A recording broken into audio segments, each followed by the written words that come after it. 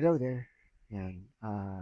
Itong video na to ay para dun sa nagre-request ng Aula G7 headset review. Although hindi to review, no? Gusto ko lang iparinig sa iyo yung quality ng mic niya. Ayan, ito yung quality ng mic niya.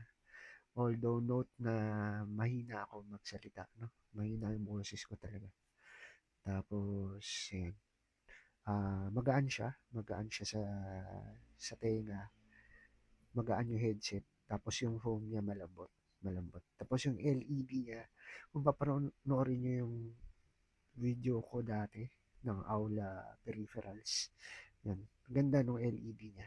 Although dito hindi masyadong kita eh, pero yan, try kong kita ba siya?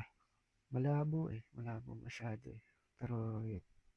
Pero maganda yung LED niya, guys. So ayan, para dun sa nagtatanong, ito yung quality ng mic niya. Yan. Very nice. That's it.